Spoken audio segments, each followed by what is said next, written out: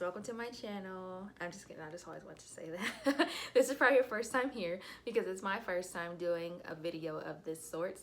And what better way to kick things off than with the Building 402 series, which is the most personal thing I've ever written in my life. I'll get into that later. But I'm just super excited because book 4 is finally out. That series is finally complete. Building 402 is now behind me, but it may be new for you, or you may be in the middle, which is fine too. But I'm here to give you guys some fun facts, some questions, some answers, and most importantly, what took so long for book 4 to come out.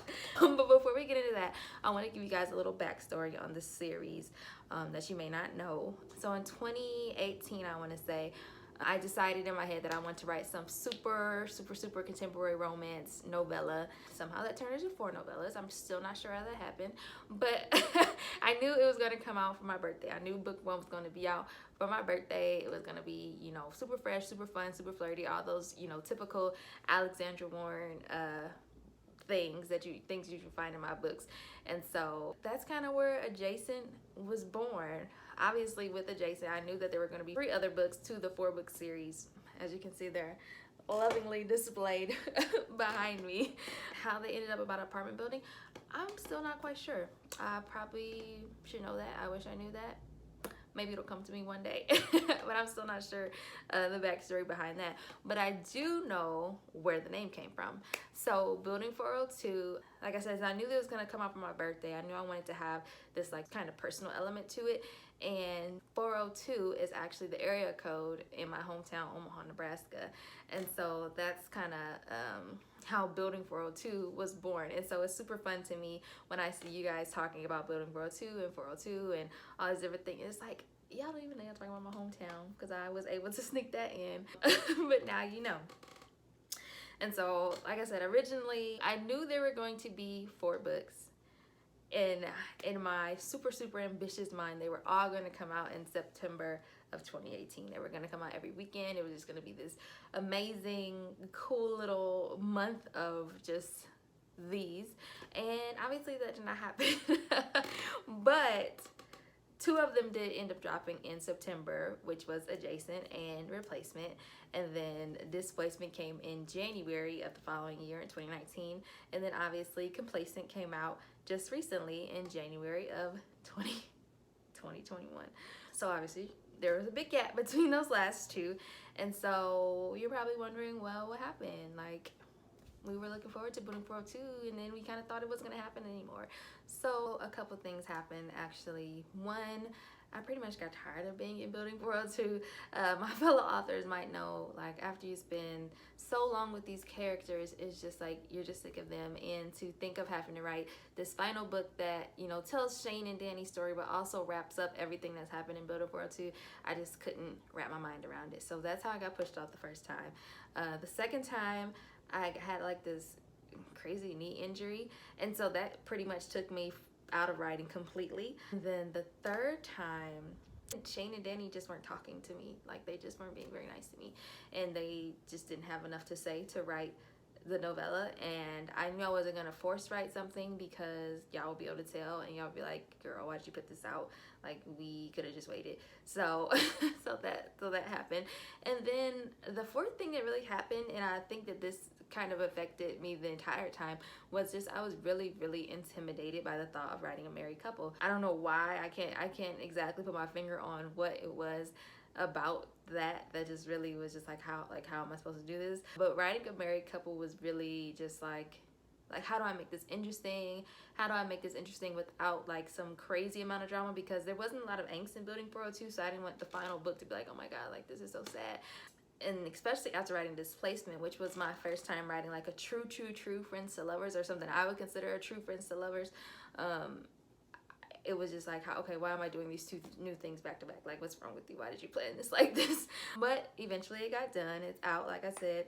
And that challenge of writing a married couple never went away, but I'm glad that people seem to be enjoying it. I must have, you know, done them some justice. So I appreciate you guys that have, you know, left reviews and let me know that you were happy to get that final book. Let me know that you were happy, or that it was worth the wait, and all these wonderful things. So I really appreciate you guys for that. So now let's go back to the beginning. Adjacent. Oh, adjacent. So that was the thing that I knew for sure I wanted to write. I knew AJ and Eve were gonna have this super fun, super sexy vibe. They were gonna have this fun banter.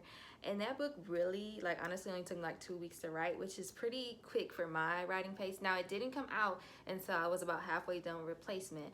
But that book was just so, it was just so easy. It was just so easy for me. And they were also like the opportunity for me to work in some of the personal elements. So, for example, Eve was short for Evelyn, and Evelyn is actually my paternal grandmother's name. But they called her Big Mama, which is also what we lovingly called my maternal grandmother.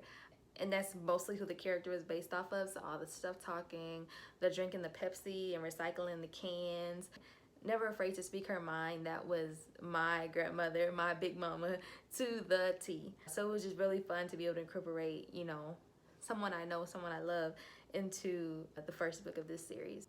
But there were also a lot of names of other people in my family that I used throughout the series. And so in let me make sure I get this right. In Displacement, Terrell, which was Monty's cousin, is actually Terrell is actually the name of one of my cousins who unfortunately passed away many years ago. And then we have Dennis and Cedric. Dennis was Danny's annoying big brother, and Cedric was his cousin. And I actually have two boy cousins that are named Dennis and Cedric, who are not nearly as annoying as either one of those characters were in Complacent. The name Jessica, my sister's name is Jessica, and that was also the name of AJ's mother. And so that was just an easy way for me to work in. Now, I won't say that they act like those people, but that was just the easy way for me to incorporate some personal element. Speaking of names, something that you may or may not have noticed is that everyone in Building for O2 has a nickname. And so, so Evelyn and Arthur were even AJ. Lawson and Angelica were called Law and Angie. Nicole and Montgomery were Nick and Monty. And then Shane and Daniel, I think Nicole might have been the only person to call her Shay, but it was Shay and Danny. So it's little things like that that I do to entertain myself, but it's also funny when you guys notice and are able to pick out just me being silly, just for the fun of it. So not only were there a bunch of personal names throughout the series, there were also a bunch of personal moments, like things that I either experienced or people that I'm really close to experience that I was able to incorporate in the book. And so in book 1, when Eve is talking about all the different changes that was happening to the apartment building, that was literally me. Like, I actually don't live in that place anymore, but in terms of all the stupid things they were starting to charge for and just all the different complaints that she had, that was my life. So I felt Eve on a spiritual level. In Replacement, there's a scene with the bat, like the animal bat, and that actually happened to my boyfriend at his old college apartment, where there was a bat and they ended up running out and everything. But it was crazy because after I wrote that into the book, my parents ended up having a bat in their house, and so that actually, like, I was like, oh my god, like there's some power in my pen. And so that actually made me really nervous to write about the fire. That is what is kind of, you know, what causes the scenario in Displacement, because I'm like, oh my god, like what do I write about a fire and an actual fire, an actual apartment fire happens, which is, it's just so, it's so silly of me. But that really, like, I had some pause when it came to writing the fire that is mentioned at the end of Replacement, and then as we go into Displacement. Of all the books, so I think Replacement probably has the most personal drops, I guess I'll call them, which is weird because I don't necessarily see myself in Angie or Lawson, but there were just certain little things, like Angie mentioning that her favorite love song was Ribbon in the Sky. That's actually one of my favorite love songs too, mainly because it's my parents' wedding song. And so, like, even when I hear it, like, I wasn't there obviously, but when I hear it, like, I feel myself getting emotional because it's just such a beautiful song. And so I understand, I mean, why they picked it, and then, well, of course, why Angie would mention it. And then Lawson's parents were very reminiscent of my parents in terms of Lawson's mom, you know, being ready to downsize out of their empty nesters, and Lawson's dad be like, no, we gotta keep this big house for the grandkids and that kind of thing. Lawson's dad being the one to, like, just tell stories and tell the same stories that his family maybe doesn't want to hear, but new people that experience him want to hear. That's my father to a T, with his football stories and his police stories and all these different things. I love to hear the stories. So Dad, if you ever see this, just know you keep telling me the stories. But I know my mom has heard the same stories for over 30 years now, and so she's she's a little sick of them. And so that's why Lawson's mom also was like, I'm about to get into the house and do these dishes because I'm not about to sit out here and listen to these same old stories. Like Angie, military reunions always make me cry. Usually I'm only watching them online, like she said, but if I were to ever see one in person, I probably would be like ugly crying, because they're just the sweetest moments to me. And there were also a lot of HGTV references, which that's one of my favorite channels. You can probably tell because the House Hunters and Black Joanna Gaines and all these different things. I love HGTV, and I'm super convinced that Angie and Lawson would be making a killing right now doing one of those like flipping shows. So now that you guys have a little background information from me on the series, I wanted to get to the question that you guys submitted. Someone asked, will there be an audio version? And I don't have any immediate plans for it, like it's not in production or anything, but I'd love to see all of my titles in audio at some point. And so Building 402 would definitely be a part of that. And they're definitely high on my list because I think that it would be a great collection for somebody to listen to from the beginning to end. Someone said, I need a 2-bedroom, 2-bath.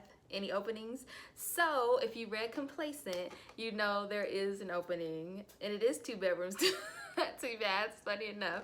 And so they actually submitted that question before the book came out, and so now they have the answer in book form. And from me, hit up Rashad if you need to submit an application. Someone asked if you could choose a spinoff for any of the couples, which one would you choose? Which is a really tough question because they were all like super fun, and I feel like they all have more story to them, not necessarily for me to write, but they all have more story to them in terms of where they were left off. You know, even with the last book, like Shane and Danny were getting ready to embark on a super new, super fun adventure as a family, and so I could see, you know, I could see more of that. I could see more of AJ and Eve as they're, you know, becoming co-workers and they're living together, and you know, at what point does that get does that get old, or does it get old? We don't know. Lawson and Angie, if you read Complacent, they have this cute little moment, and so it just makes you like wonder when the wedding is. And then Nick and Monty, like when we're at the end of their book, they're kind of very new as a couple. They've been friends forever, obviously, but I could, you know, there could definitely be some exploration there. And so I guess if I had to pick one, it would probably be AJ and Eve. Yeah, it would probably be AJ and Eve, because I think there's some fun history with AJ, and there's some things that we could learn about Eve. So I would probably pick them. Not that they're my favorite or anything, but I would probably pick them. Someone asked, with the last book, is it around the same time frame or is it a few years later?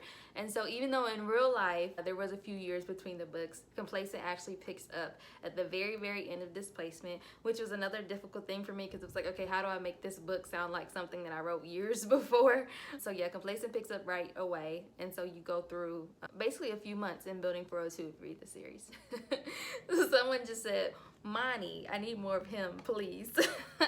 Monty was bae. He was a bae for sure. He was best friend bae. And we get to see him have this just super sexy moment with Nick, and it's probably one of my favorite scenes in the series. I say Displacement is actually my favorite book in the series, which is crazy because like Friends to Lovers has just always been difficult for me to write. Like if I'm going, like the reason that I've stayed away for it for so long was because in my head it was just too difficult to write. But Displacement is actually my favorite book of the series. So Monty's up there. I understand why you want some more of him, and maybe, you know, maybe we will see more of him. So that actually takes me to the last question someone asked, which is, will we see more of these characters in the future? And I think yes. I think some of them lean, some of them I see reoccurring easier than others. So like Shane and Danny, if you guys read Complacent, then you know that Zalea was mentioned, and that her tour was mentioned, and that Shane and Danny, this is a huge spoiler, so if you haven't read Complacent, cut the video off now. But if you have, you know that Shane and Danny are going on tour to work for Zalea, and Zalea is somebody that has been reoccurring in my book since the very beginning. We first met her in the third book I ever wrote, and we actually saw her, you know, grow up in Heated Harmonies and establish her own career. And so some books that I have planned for later on this year actually involve her taking her career to another level, and so I see Shane and Danny incorporating that really easy. Monty, I think he's like a social media manager, so I could easily see that tying in for somebody who's a celebrity who needs something like that. AJ and Eve with their with their tech stuff, but they're also just like fun people, so they would just be out on the scene, and so I imagine them being friends with future heroes or future heroines. And then Angie and Lawson. Angie, I feel like is gonna be my real estate agent forever, and Lawson, like I see him, you know, fixing up somebody's house or something, like so I definitely see, you know, opportunities for all these characters we mentioned in future novels, so hopefully I can make that happen. So if you made it to the end of this video, I just want to say thank you for listening to me ramble. It feels like about Building for World 2. If you read this series, I hope you enjoyed it. If you haven't read it, I hope this didn't spoil too much for you, and I hope you go out and buy it. If you haven't read Complacent, it's out, it's done, it's completed. Go ahead and grab that. And just thank you guys for supporting me, for supporting that series, for being so patient with that last book. It really means a lot. So until next time, later.